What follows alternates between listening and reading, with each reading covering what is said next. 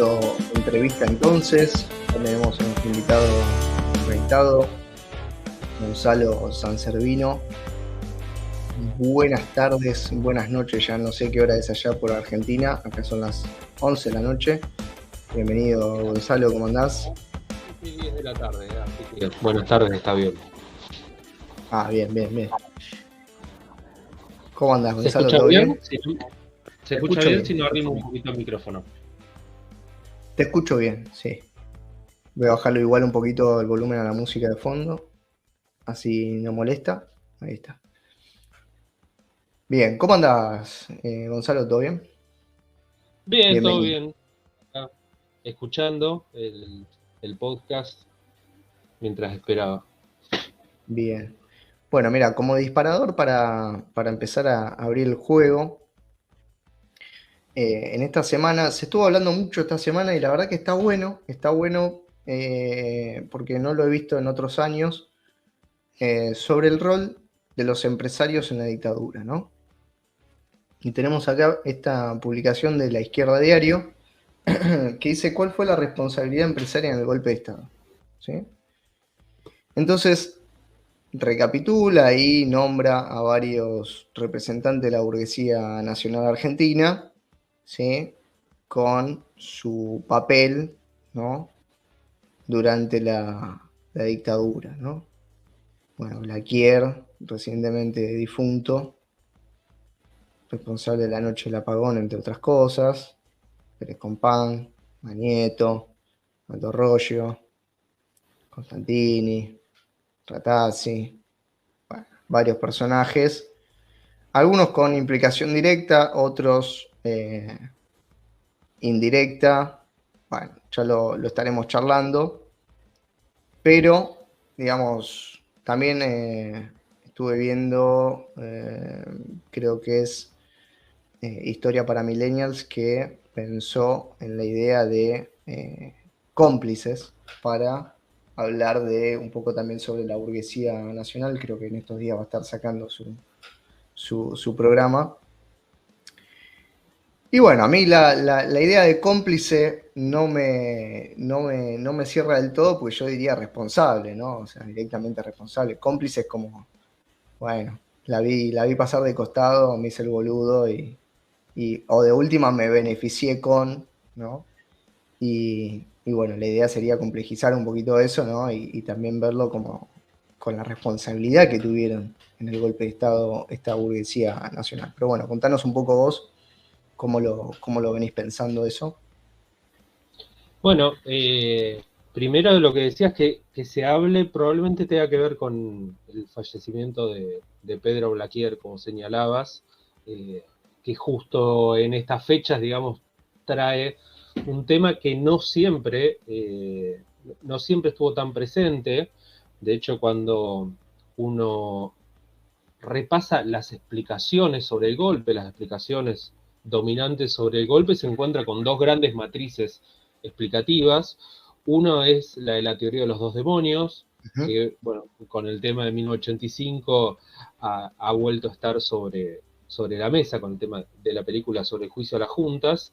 Uh-huh. Y la otra es la explicación que, eh, digamos, se entroniza como una suerte de explicación oficial entre 2003 y 2006, la respuesta kirchnerista al nunca más, Uh-huh. que devuelve, a diferencia de la teoría de los dos demonios, vuelve a poner sobre la mesa una responsabilidad empresaria, pero una responsabilidad empresaria limitada, parcial y en cierto sentido, digamos, es una media verdad la historia que cuenta esta contrateoría, esta respuesta a los dos demonios del kirchnerismo. Uh-huh. Sí, eh, sí, es verdad que el kirchnerismo le intentó. Me acuerdo que hace unos años el debate era, bueno, no era una dictadura militar, sino que era cívico-militar, ¿no? Y después pasó a ser cívico-militar-eclesiástica cuando el kirchnerismo se peleó con la iglesia. Eh, Como que siempre la utilización política que se ha hecho, ¿no? de la dictadura, fue conduciendo, ¿no? Mismo, bueno, con todo el tema de Clarín, ¿no? En su momento.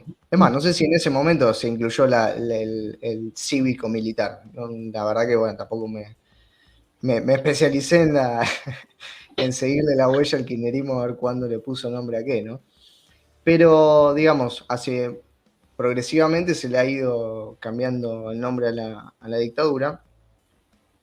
Y también esta idea de, bueno, fue una dictadura militar, bueno, fue cívico-militar. Cívico, ¿a qué le llamamos cívico, no? Porque cívico puede ser, no sé, mi abuelo que iba a laburar, qué sé yo, cívico cualquiera. O sea, también es un rulo para eludir la cuestión de que estamos hablando de una clase social que es la burguesía, digamos. O sea, no es mucha vuelta que darle, ¿no?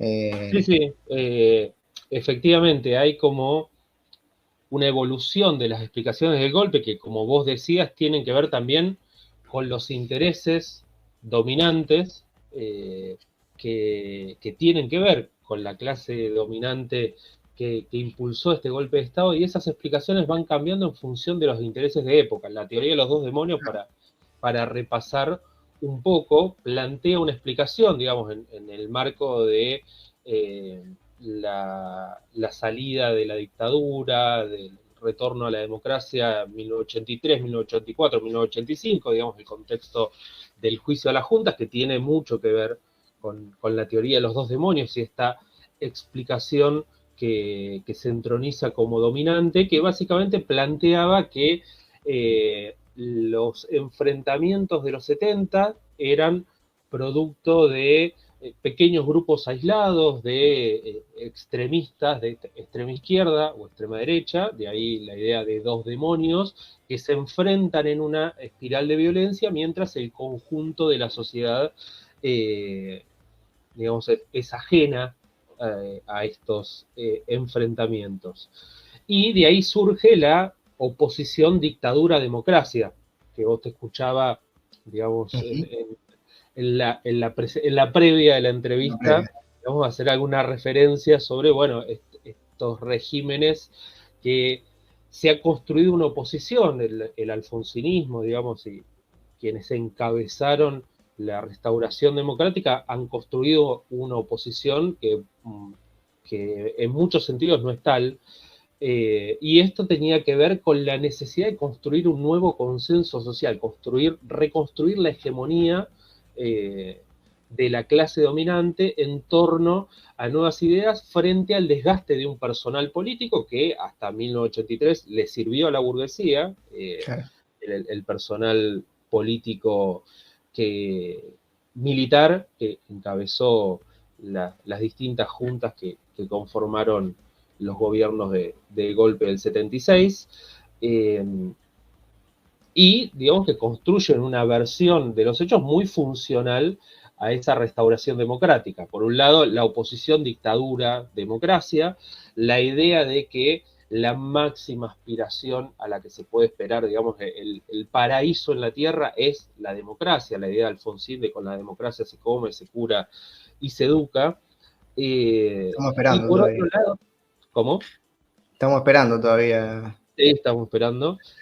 Y por otro lado, el dejar de lado una serie de, podríamos decir, complicidades civiles, como se ha llamado, pero como bien decís vos, o sea, más que cómplices, sobre todo cuando hablamos de la burguesía, tenemos que hablar los ideólogos impulsores, digamos, la clase que impulsa el golpe de Estado, que no es solo un golpe de Estado, o sea, no es solo golpearon las puertas de los cuarteles, es un golpe de Estado que incluye la planificación de una masacre muy bien armada, muy bien orquestada para liquidar a miles de militantes revolucionarios de la izquierda peronista, digamos, a liquidar físicamente, sacar de combate a miles de militantes que se plantearon pensar otra sociedad. Y ahí, digamos, aparece un poco la razón de por qué la burguesía recurre a este extremo, que es el golpe de Estado y una masacre de miles de militantes sociales, políticos, sindicales. Con el kirchnerismo eso cambia, digamos, tiene que ver con las necesidades de restauración hegemónica post-crisis del 2001, digamos, nuevamente hay un ascenso de las luchas sociales, es necesario, haciendo una fuerza política, el kirchnerismo, con el objetivo de volver a encauzar institucionalmente todo ese descontento, entonces empiezan a soltar la idea de las complicidades civiles, cuando toca el turno de la iglesia, aparece la iglesia, y cuando Bergoglio se convierte en papa, de repente la iglesia ya no aparece tanto, por lo menos no Sí, es aparecen verdad. los mismos personajes y las mismas responsabilidades, pero es una historia parcial, porque no da cuenta de todos los sectores empresarios que impulsaron la dictadura. Bien. Sí, hoy estaba leyendo justo un artículo tuyo para estar en clima, que hablaba sobre cómo la burguesía venía fogoneando el tema del golpe, ¿no? Creo que es un artículo que tenés escrito en una revista brasilera, ¿puede ser? No sé si te acordás, Sí, porque también uno escribe tanto a veces. sí, puede ser. El más reciente que escribí ahí sobre eso en una revista brasileña puede ser en Revista Dados. La verdad que no me acuerdo el título del libro. Eh, Eh, pero bueno, la idea del artículo era justamente cómo la burguesía venía fogoneando desde los medios de comunicación también, ¿no? Que es como el brazo, el lugar de expresión también de la burguesía, ¿no? Se teje también mucha conspiranoia, ¿no? Bueno, vivimos en el siglo de la conspiranoia, ¿no? Todo es conspiración, todo fue una conspiración ahí elucubrada. Los medios de comunicación mainstream son propiedad de la burguesía, defienden intereses de la burguesía, defienden la propiedad privada, defienden los intereses empresarios que son, por otro lado, los que pagan la pauta publicitaria para que esos medios sigan funcionando, digamos. O sea, el que ve ahí una conspiración es porque es muy tonto, o sea, no es una conspiración, es la forma en la que funciona el mundo, muchachos. O sea, tratar de pensarlo como algo oscuro, algo misterioso, no, gente, es así. O sea, ¿de qué estamos hablando? Pero digo, desde ese lugar, cómo iban publicando en los medios de comunicación, sobre todo, no sé, Diario La Nación, tiene muchas publicaciones de confederaciones empresarias fogoneándole un poco la idea de, bueno, el desorden, necesitamos la reorganización nacional, o sea, ya hay frases que empiezan a aparecer. ¿Cuáles eran esas organizaciones, si se quiere, que van participando en la organización de un golpe de Estado y darle también el soporte a la dictadura, digamos, en lo político, en lo técnico, en lo económico? O sea, no es una dictadura de gente, digamos, de militares que llegan al poder y se manejan por la suya, digamos, ¿no? O sea, no pasa por ese lado, justamente en el caso argentino, por lo menos. Mira, ahí hay conspiración, pero la conspiración está en otro lado, o sea, no en la construcción de una opinión pública, porque los medios en ese momento reflejaban algo que estaba pasando en el chat, o sea, cuando uno reconstruye la actuación de la burguesía en los meses y en los años previos al golpe, se encuentra que la burguesía estaba organizándose para dar el golpe a varios niveles, o sea, al nivel de los lazos que se tejían entre ciertos grupos y las cúpulas de las fuerzas militares, o sea, hay también una serie de movimientos que se dan dentro del ámbito castrense para que vayan asumiendo posiciones de mando aquellos cuadros del ejército que estaban comprometidos con la estructura represiva. Hay en los meses previos al golpe una serie de movimientos con el tema de los ascensos, los retiros, para ir ubicando en cada jurisdicción a aquellos generales que iban a ser los que iban a coordinar la masacre. Hay lazos y entre sectores empresarios y esos militares. O sea, acá lo que queda claro cuando uno reconstruye la previa del golpe del 76 es que no hay improvisación. Con la teoría de los dos demonios se había instalado una idea de que los militares caían como ajenos, caían de la nada en un plato volador y de repente estaba muy presente la idea en el Nunca Más, en todas las producciones intelectuales, artísticas de la década del 80, muy impregnada por las ideas de la teoría de los dos demonios, de que los militares eran unos locos sádicos que vinieron de la nada, la ultraderecha, un grupo Claro. minúsculo, y cuando uno empieza a ver todo lo que pasaba antes, se encuentra con que acá había algo largamente preparado, se buscó el momento, se generaron las condiciones también a través de los medios de prensa, que como vos bien señalás, no son la idea esa tan propia de la socialdemocracia, de los medios impolutos que reflejan la verdad, no, tiene intereses políticos, económicos, y no de los más esperados. Mañeto era un dirigente del desarrollismo de Frondizi, que se alineó en Claro. 1975 con el golpe, que puso funcionarios en la dictadura, y obviamente ese medio, como otros que representaban a otros sectores de la burguesía, hicieron lo mismo.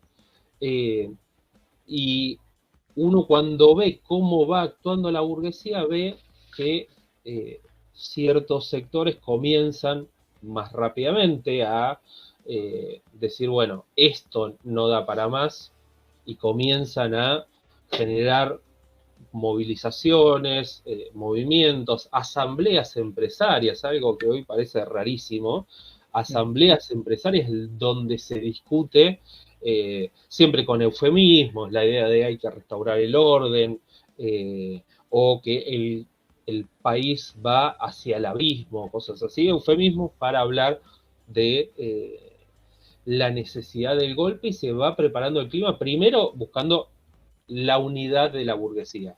Porque acá hay un Claro. proceso de golpe, es el resultado de un proceso largo de crisis del capitalismo argentino, una crisis que una de sus características, una crisis que se remonta a la década del 50, que tiene que ver con un, digamos, con una crisis económica que no se termina de resolver, lo que se llama los ciclos del stop and go.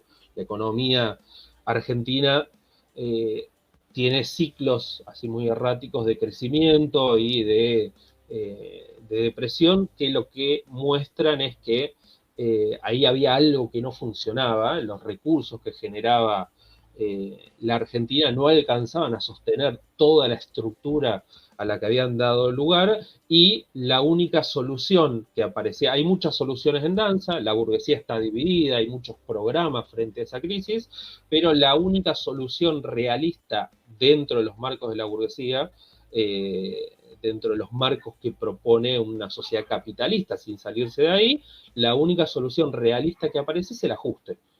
El problema es que el ajuste, para poder avanzar, necesita que sea aceptado por los explotados, o sea, que la clase obrera, que los sectores de las clases medias, la pequeña burguesía, acepten que sus ingresos, los derechos laborales, los salarios, que todo eso va a caer porque el sistema necesita un ajuste, y la imposibilidad de la burguesía de resolver ese problema en los 20 años que preceden al golpe, va haciendo mella y va generando, como explicabas vos antes, sobre todo a partir de 1969 con el Cordobazo, un proceso revolucionario. O sea, comienzan a aparecer sectores dentro de los explotados, dentro de la clase obrera, dentro de los sectores medios, que plantean que el problema es el capitalismo. Algunos más conscientemente, otros no. La idea de socialismo por ahí aparece más difusa en los discursos, pero en la acción están impugnando la continuidad del capitalismo, y la burguesía lo percibe eso como una amenaza. Entonces, frente a eso, la primera tarea de la burguesía frente a esta división que hay en torno a la crisis orgánica, la primera tarea de la burguesía es unificar sus filas. Entonces, mucha de la preparación previa al golpe del 76 es militar, que dentro de la propia burguesía, que la salida es el golpe.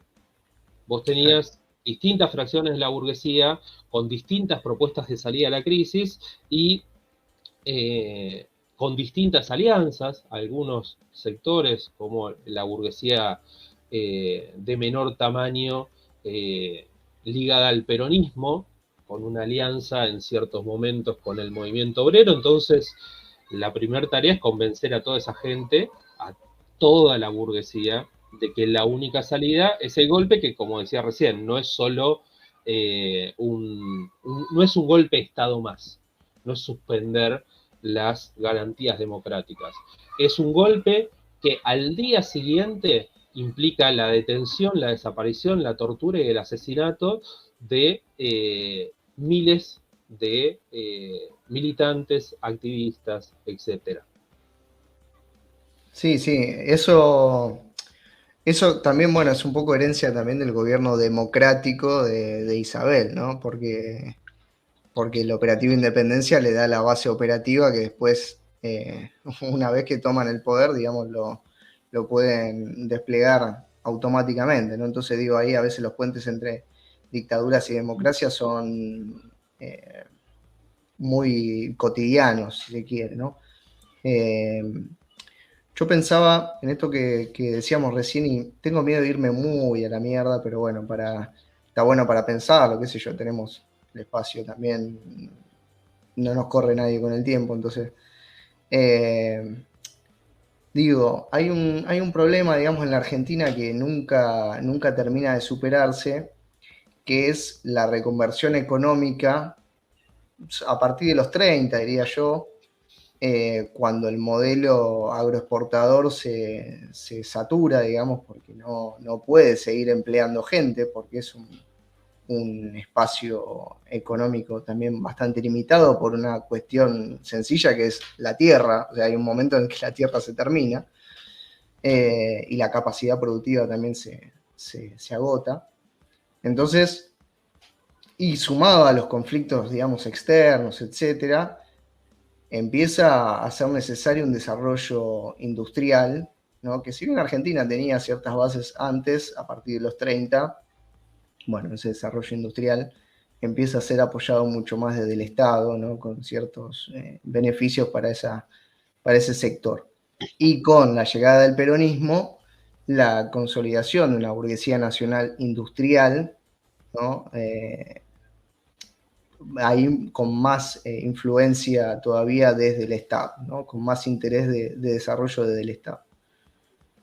Esa burguesía industrial argentina empieza a chocar necesariamente con la burguesía agropecuaria, ¿no? en los intereses. El desarrollo de una es digamos, termina socavando el desarrollo de la otra, ¿no? Se terminan pisando. No necesariamente tendría que ser así, porque si vemos el caso de Estados Unidos, en cierta medida podríamos decir que conviven, aunque a largo plazo una burguesía termina siendo más fuerte que la otra, o hay ciertos canales de unidad más estrechos. Para el caso argentino, una burguesía nacional desde el sector industrial está muy ligada al Estado, digamos, ¿no? Entonces, me estoy quedando sin voz. Segundo.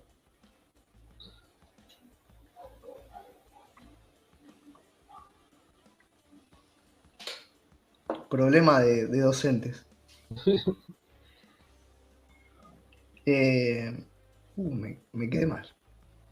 Si querés, retomo yo desde donde vos seguías, que tengo un par de cosas para agregar. Efectivamente, o sea, en la Argentina esto que hablaba recién de la crisis económica que va derivando a medida que la crisis supone un ajuste que va generando la rebelión de los explotados, tiene que ver con un problema estructural que arranca la Argentina, que no tiene tanto que ver con el agotamiento de la agricultura extensiva, como se suele decir, porque la agricultura en los 70 comienza un proceso, en los 60, 70, un proceso de desarrollo en profundidad con la incorporación de maquinarias más potentes, semillas mejoradas, primero por hibridación, luego genéticamente, mejores herbicidas, pesticidas, fertilizantes, etcétera. O sea, hay un proceso. La agricultura argentina hoy no es la misma que la de la década del 30 y en los 60 tampoco era la misma que en la década del 30, pero efectivamente ahí hay un problema, que es que o sea, hay una contradicción entre el agro y la industria en la Argentina, que es lo que está detrás de la crisis, y tiene que ver con que la industria que desarrolla la Argentina, que comienza a desarrollar ya desde principios del siglo, esta industria tiene momentos de profundización en los 30, con la crisis mundial, durante el peronismo, durante el frondicismo, pero esta es una industria que depende, que ha dependido toda la vida y sigue dependiendo de la transferencia de recursos desde el sector más productivo, que es el que puede exportar, que es el agro, hacia estos sectores que producen para un mercado interno protegido y gracias a recursos que reciben desde el agro. El problema que tiene la Argentina es que esa industria sigue creciendo, la población también crece, y el agro no da abasto a seguir sosteniendo ese desarrollo. Entonces, todo este esquema entra en crisis y ahí es donde aparece la necesidad del ajuste. Un ajuste que enfrenta, como decías vos, a la burguesía agraria con la burguesía industrial, por lo menos con algún sector de la burguesía industrial, los sectores más de la burguesía industrial más débil ligados al peronismo. Después hay otro sector industrial que suele ir por momentos en alianza con el agro, que es la gran burguesía industrial, aunque no tiene efectivamente el mismo programa. Y este enfrentamiento entre la burguesía, que explica la inestabilidad política entre los 50 y el 76, los golpes de Estado, la alternancia de gobiernos, explica que ningún ministro de Economía dura en promedio más de 6 meses en la Argentina durante estos años. Este enfrentamiento de la burguesía empieza a resolverse después del Cordobazo. O sea, cuando la burguesía empieza a ver que hay una amenaza mayor, que lo que estaba en juego ya no era un plan económico o cuál es el monto de subsidios, cuál es el monto de la protección, sino que lo que empieza a estar en juego es la continuidad del capitalismo argentino, o sea, el perderlo todo. Ahí se empiezan a construir los momentos de unidad de la burguesía. En este largo periodo que va del 55 al 76, hay dos grandes momentos de unidad burguesa que tienen que ver precisamente con la reacción a la amenaza revolucionaria. El primero es 1973, el retorno del peronismo. Aunque la historia contada desde el punto de vista del kirchnerismo no lo muestra así. Cuando uno reconstruye quiénes impulsan, quiénes apoyan el retorno de Perón, se encuentra con que prácticamente toda la burguesía se va alineando en torno a el volver a traer a Perón. Porque Perón cumple en esta coyuntura un rol clave para frenar el ascenso revolucionario de las masas. O sea, entre 1969 y 1973, el Cordobazo es un botón de muestra de una serie de insurrecciones y rebeliones que se empiezan a dar, estallidos que empiezan a darse insurreccionales en distintas provincias, Trehuelazo, Mendozazo, tenemos un montón, tenemos, si no me equivoco, la cuenta es 17 estallidos de este tipo, en un periodo muy corto, 1969-1973, el Viborazo, que es conocido como el segundo Cordobazo, el ascenso del clasismo en los gremios, el ascenso de la guerrilla, o sea, tenemos una radicalización del conjunto de la sociedad, en especial de un sector de la clase obrera y de un sector de la pequeña burguesía. No vamos a caer en la idea absurda de que toda la clase obrera argentina era revolucionaria, la mayoría era peronista, pero sí hay un elemento ahí que tiene perspectivas de crecimiento. Frente a eso, la burguesía, los que habían echado a Perón en 1955, los que habían hecho el golpe de Estado, comienzan a decir, y acá la única que queda frente a esta crisis que no se detiene. Pensemos que desde 1969 a 1973 pasan 3 presidentes. Hay un montón de recambios ministeriales, hay varias, y los 3 presidentes que se van en un contexto de, digamos, como respuesta a episodios de la lucha de clases. Claro. Onganía se va, primero Krieger Bacena, que es el ministro del ajuste de la Revolución Argentina, se va en 1969 con el Cordobazo. Onganía resiste, pero un año después se va, luego de que sale a la luz el asesinato de Aramburu por parte de Montoneros. Luego de eso viene Levingston, que se termina yendo inmediatamente después del Viborazo, el segundo Cordobazo. Y el tercer presidente, Lanuse, llama el Gran Acuerdo Nacional, que es una apertura democrática, cuyas condiciones están en discusión, pero el mismo Lanuse, que es un militar golpista del 55, permite la participación del peronismo que había estado proscripto durante los 18 años previos.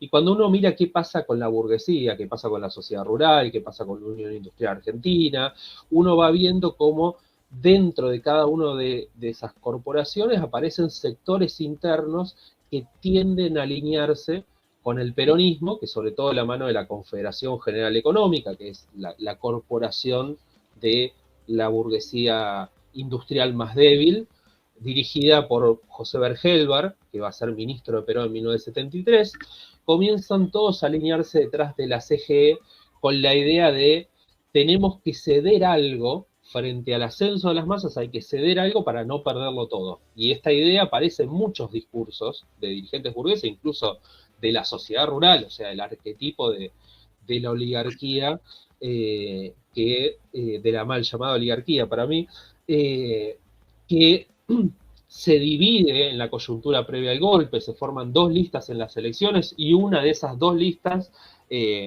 se va a acercar muy fuertemente al peronismo. O sea, hay un sector peronista dentro de la sociedad rural, digamos,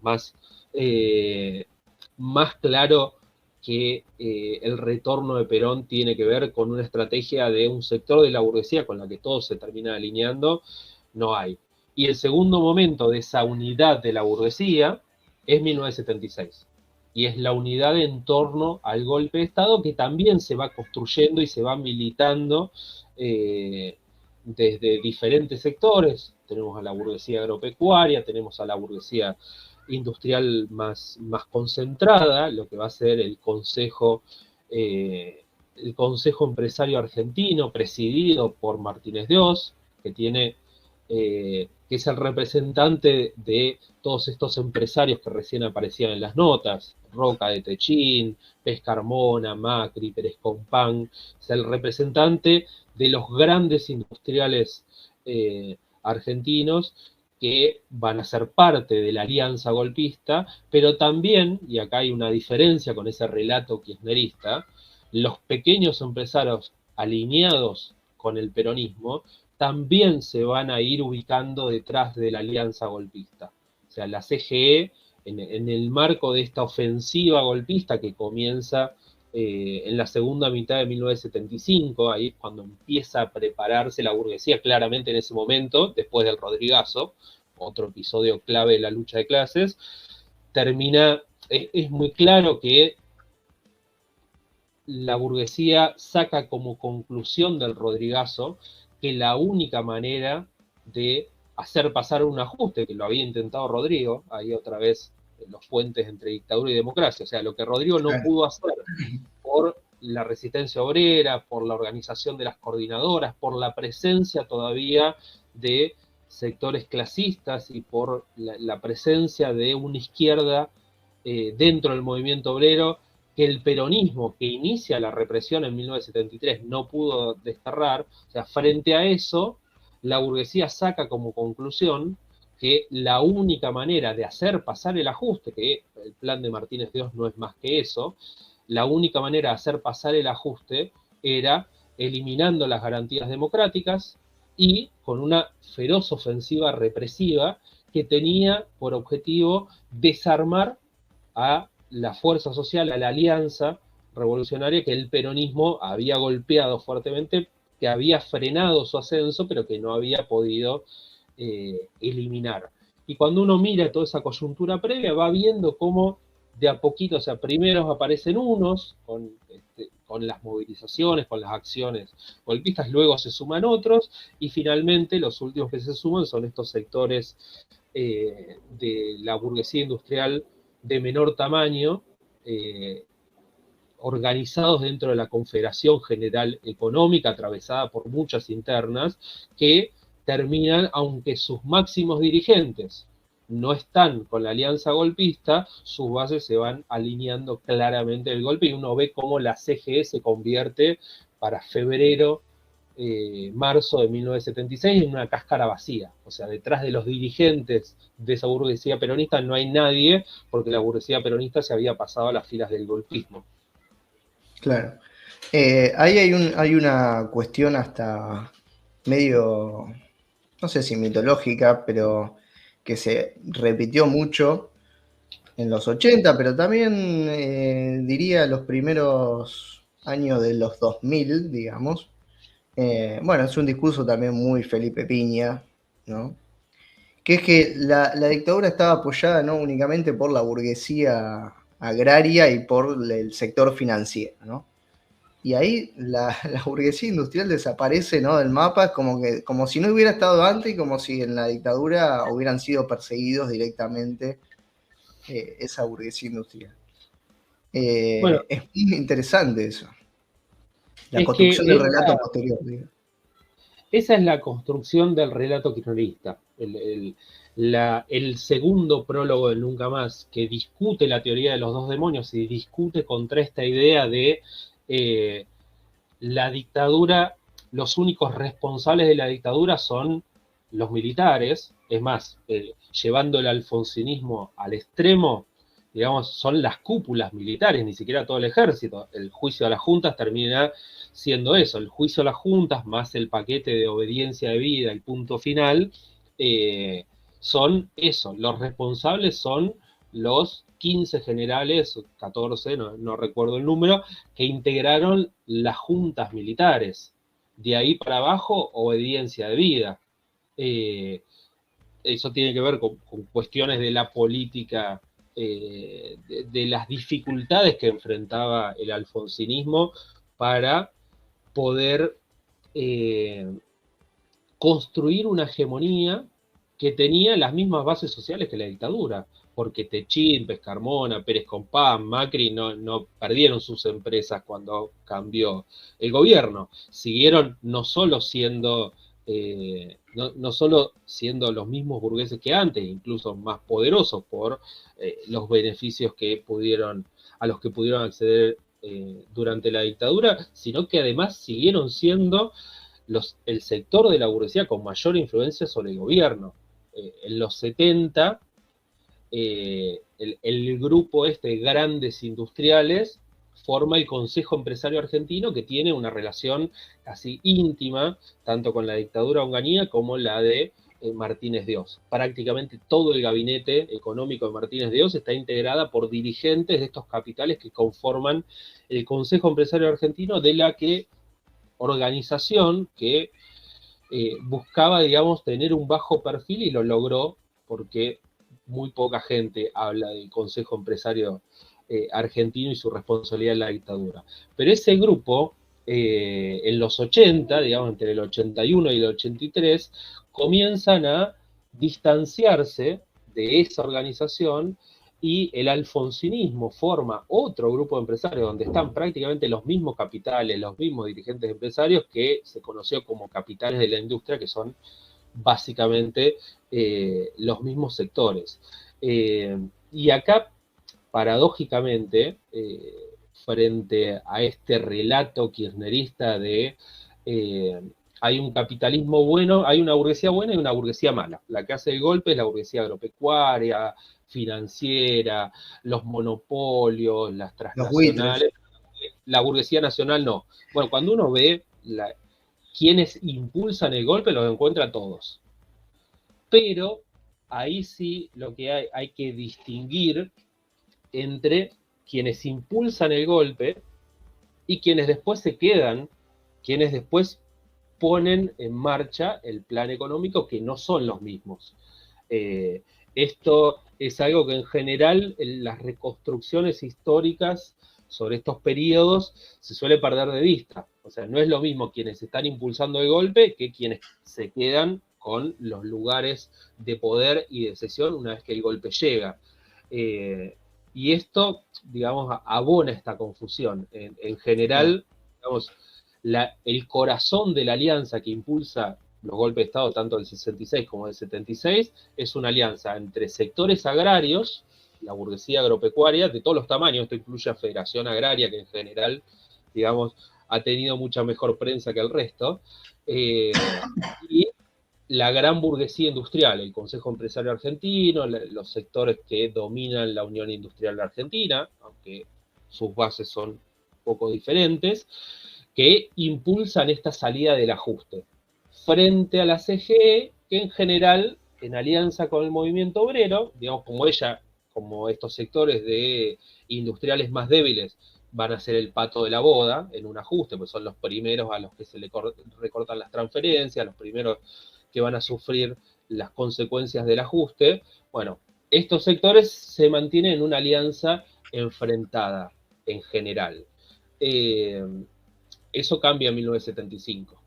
Como te decía, el cordobazo, el inicio de un proceso revolucionario, cambia la ecuación para la burguesía, porque ahí aparece el problema de, bueno, acá está, hay más en juego que un programa económico. Acá está amenazado el capitalismo, y eso es lo que lleva a sectores, a los sectores tradicionalmente identificados con el liberalismo, a respaldar el retorno de Perón en 1973, y a sectores mercadointernistas, industrialistas, NACAM Pop, podríamos decir, de la burguesía, en 1976 a apoyar el golpe de Estado.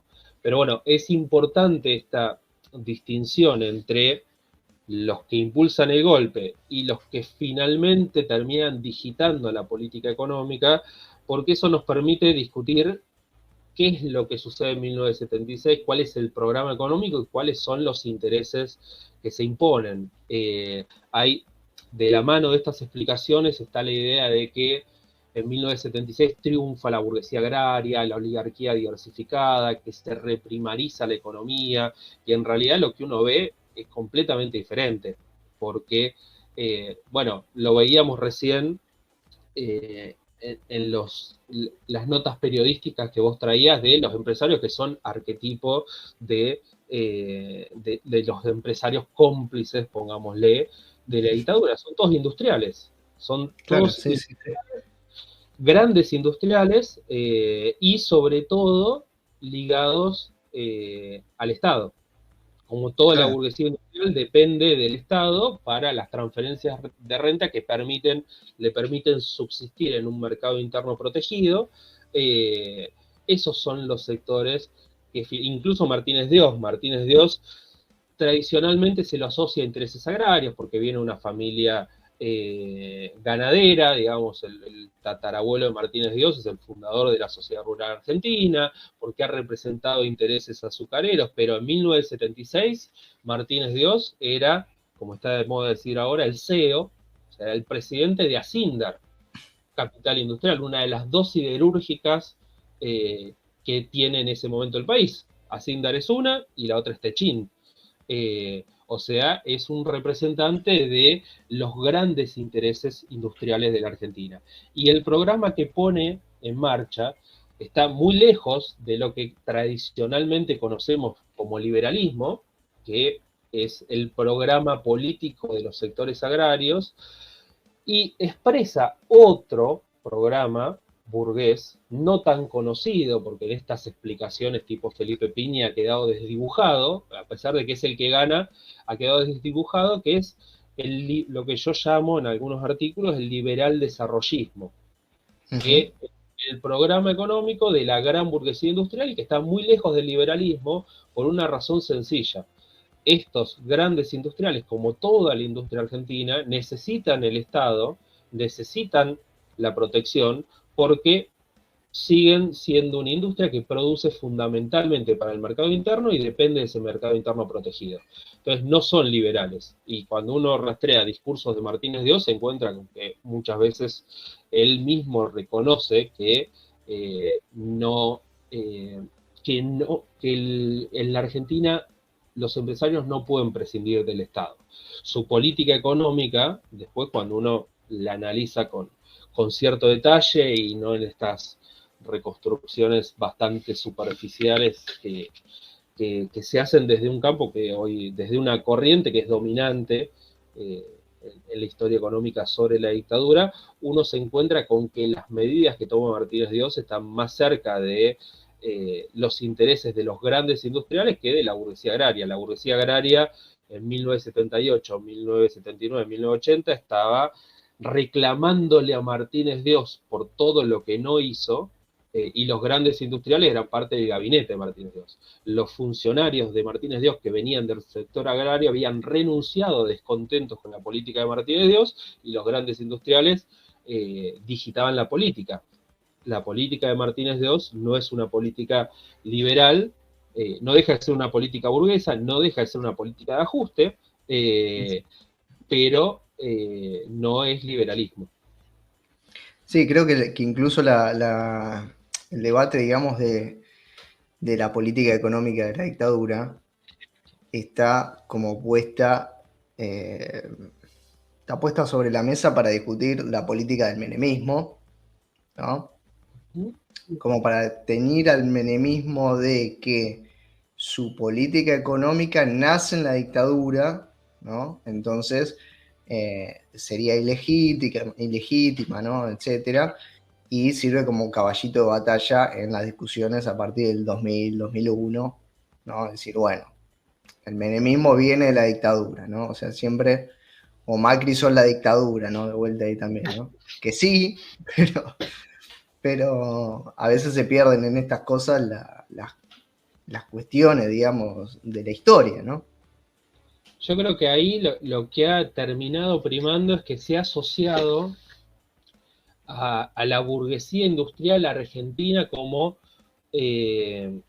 digamos, se le han asociado una serie de características positivas, de que piensan en el desarrollo nacional,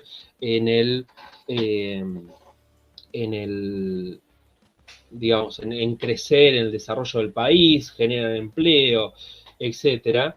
Y la burguesía industrial argentina es Techint, es Paolo Roca, es Pez Carmona, es Pérez Compán, es Macri, es una burguesía industrial, como toda la burguesía industrial argentina, que ha crecido al amparo del Estado y que cuando los recursos no alcanzan, no tiene ningún empacho en avanzar con un ajuste, e incluso si el ajuste demanda represión, ahí están. O sea, estos, así como Blaquier, digamos, es responsable de ese episodio tan conocido, la noche del apagón, tenemos al día después del golpe, en la mañana del 24 de marzo de 1976, los principales establecimientos industriales de la Argentina, sobre todo en el Gran Buenos Aires, donde se habían formado en los meses previos las coordinadoras interfabriles, aparecen militarizados, con retenes policiales, en complicidad con la gerencia de las empresas y con los dirigentes sindicales peronistas, que acá otra idea que se instala de la mano de relatos de estilo Felipe Piña es: el golpe fue contra el peronismo, ¿no? La burocracia sindical peronista estaba con el golpe. Era los que entregaban a los grupos de tareas las listas de activistas, delegados de izquierda, clasistas, que iban a ser detenidos, chupados, torturados y en algunos casos desaparecidos o asesinados. Pero quienes la represión más fuerte no se da en establecimientos rurales. La represión más fuerte del golpe se da en establecimientos industriales, porque ahí estaba el corazón de la rebelión que se quería erradicar, y porque ahí estaba el corazón de la clase obrera argentina. Como decías vos, el agro tiende a expulsar mano de obra desde hace mucho y no es un sector demandante. No, los grandes batallones industriales no están en la pampa húmeda de los 50 para acá, quizás lo estaban a principios de siglo. Pero en los 60, en los 70, eso estaba en las grandes fábricas de la gran burguesía industrial. Sí, pensemos el caso de la Ford, ¿no? De Pacheco, digamos, La como, Ford, hay muchísimos. La como Ford, los establecimientos emblema, digamos. industriales de Bungiborn. Sí, sí, sí, que tenían hasta eh, lugares de encarcelamiento dentro de la fábrica, digamos. Bueno, en Y Asindar con, pasa lo mismo. eh, en Techín, en Siderca Campana, fábrica de Techín, pasa lo mismo. Los establecimientos industriales de Bungiborn en el Gran Buenos Aires pasa lo mismo. O sea, amanecen el 24 de marzo de 1976 militarizados, lo cual es una muestra más de que el golpe no son 5 militares que un día se levantan cruzados y te hacen un golpe de Estado, sino que hay una larga preparación, porque la movilización de recursos, la logística, incluso cómo se interviene sobre la prensa para hacer un control de las noticias que se divulgan, todo eso está largamente preparado. Y la complicidad de empresarios con la represión es muy fuerte, desde lo que vos decís, o sea, los lugares de tortura y detención adentro de la fábrica, oficiales del ejército que comían en los comedores de las fábricas, se les facilitaba. infiltrados, ¿no? También. El Ledesma, Ford, le daban vehículos a los grupos de tareas para que pudieran operar en la zona, la facilitación de las listas negras de activistas, o sea, los militares a la mañana del 24 de marzo, no solo las grandes fábricas estaban militarizadas, con retenes militares esperando la llegada de obreros, sino que esos militares tenían las listas de la gente a la que se iban a llevar y al que no tuvo tiempo de enterarse de lo que estaba pasando, se lo llevaron ahí mismo.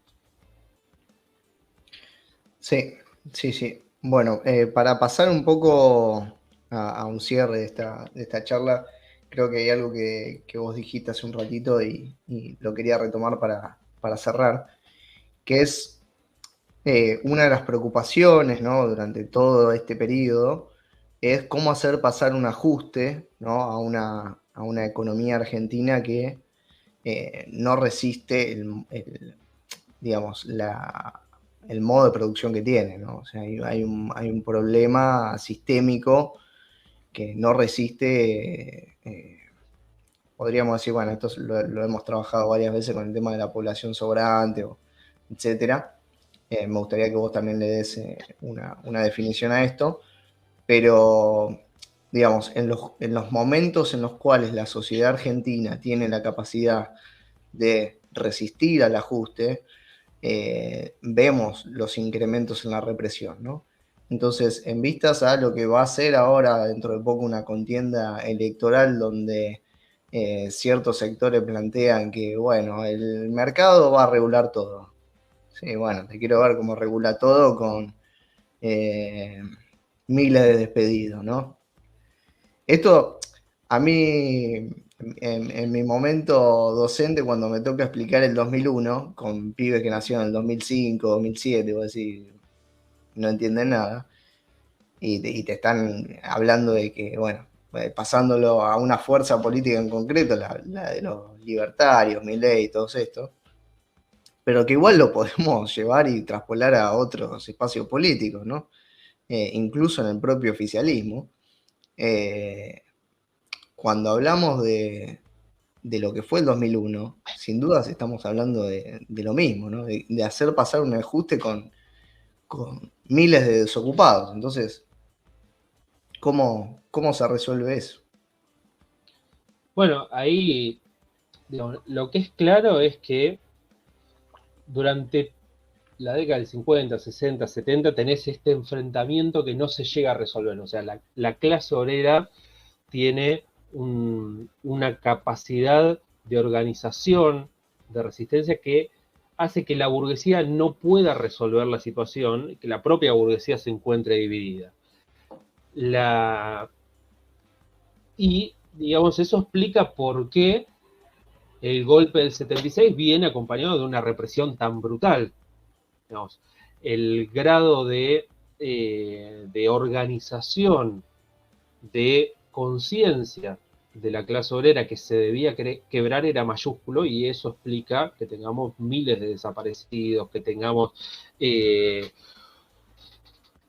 muchos, miles también de detenidos que luego son liberados, pero que en ese momento, o sea, el objetivo de la dictadura era desestructurar una alianza social que ponía en cuestión el capitalismo argentino. Y ese disciplinamiento lo logran con la represión directa, pero también con el terror que desmoviliza. O sea, no era simplemente matamos a todos, no mataron a todos los revolucionarios, no mataron a todos los militantes, no mataron a todos los dirigentes sindicales. Fue una operación que tiene mucho de quirúrgico. O sea, eliminamos a estos, disciplinamos a estos, obligamos a que marchen al exilio miles de militantes más, y con este ejemplo represivo doblegamos al resto. Son muy efectivos en su tarea. Como decías vos hace un rato, a partir de 1980, el alfonsinismo logra construir, con una explicación, digamos, que hace agua por todos lados de los años previos, pero logra construir un consenso en torno a la idea de que nuestro máximo horizonte político posible era la democracia, cuando en los 70 ese horizonte era el socialismo. O sea, la idea de que las cosas pueden transformarse, pueden cambiar radicalmente, se borran de la cabeza de los explotados. Y en ese proceso, esa enorme derrota que sufre la clase obrera en 1976, que se termina de consolidar en 1983. O sea, 1983 no es el momento de restauración de un régimen mejor, no es el momento de un triunfo de la clase obrera. Efectivamente hay movilizaciones en la clase obrera, hay movilizaciones contra la dictadura, pero 1983 es la consolidación del triunfo de la burguesía, porque la burguesía ya no necesita la represión para seguir gobernando.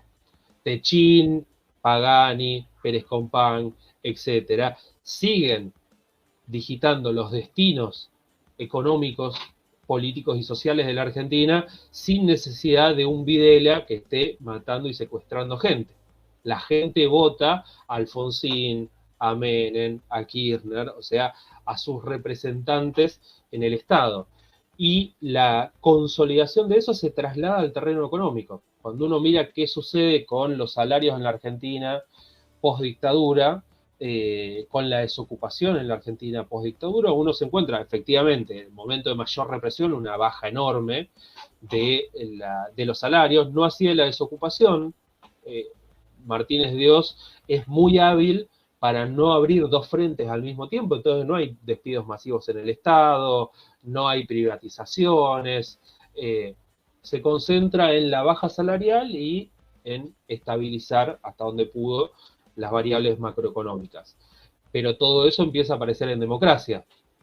O sea, no es que volvió Alfonsín y volvimos a los salarios previos a la dictadura. La democracia consolida el piso de explotación que había conquistado Martínez Dios.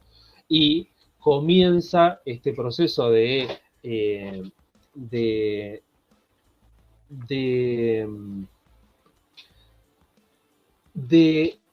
hacer explícita la población sobrante, hacer explícito que el capitalismo argentino hay un montón de gente que no, que es sobrante para el capital, que no va a encontrar empleo productivo, y ahí entre la hiper y las privatizaciones de Menem se consolidan unos pisos de desocupación altísimos, unos pisos de pobreza, de miseria altísimos, y ese es, digamos, el mundo luego del triunfo de la burguesía. El 2001 es un momento de rebelión, digamos, que pone un freno a todo eso, pero la restauración hegemónica que consiguió el kirchnerismo, retomando muchas de, digamos, reivindicando y construyendo su hegemonía, en muchos casos, en torno a ciertas ideas de los 70 y reivindicándose como setentistas,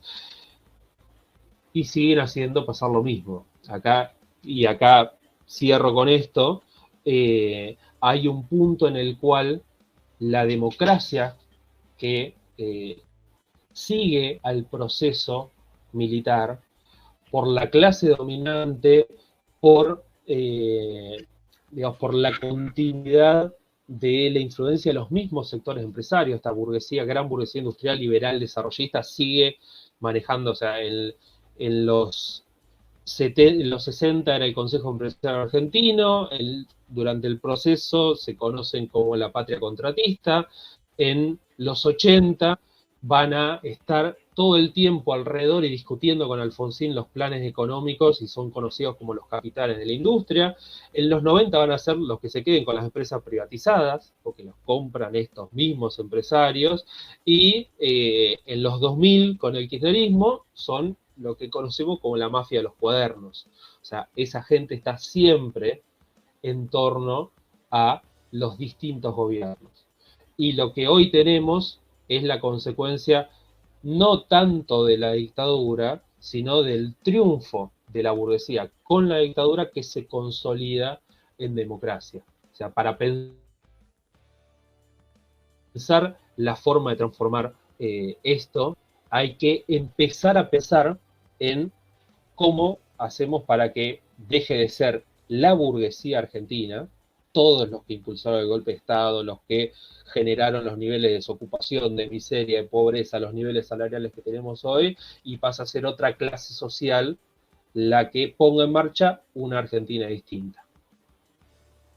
Bueno, muchas gracias, Gonzalo, por participar.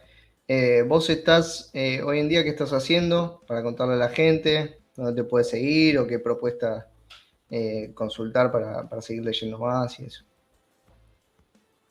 Bueno, yo soy investigador de CONICET, investigo el tema de la burguesía y la acción política de la burguesía argentina.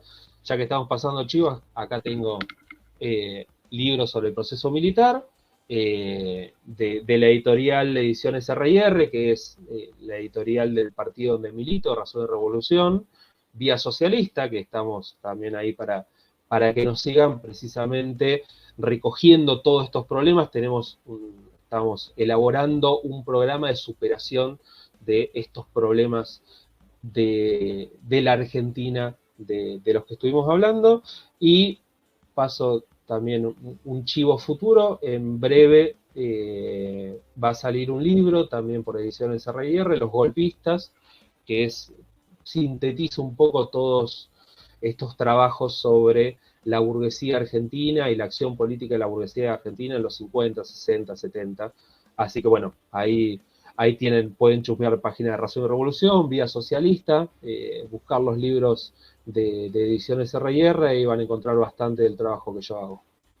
Bueno, muchas gracias, Gonzalo. Ya saben todos entonces dónde conseguir materiales, ¿sí? Para seguir pensando estas cuestiones, ¿no? Y también, bueno, la propuesta política que hace extensiva también desde Razón y Revolución. Muchas gracias y nos estaremos viendo prontamente. Espero que hayan disfrutado del programa y que haya salido todo bien. Me quedé sin voz, gente, ¿qué va a hacer? Me quedé sin voz. Cuestiones del uso de la garganta para estas cuestiones. Te mando un abrazo, Gonzalo, y también a todos los que estuvieron allá del otro lado. Nos vemos. Gracias, Pablo, nos vemos.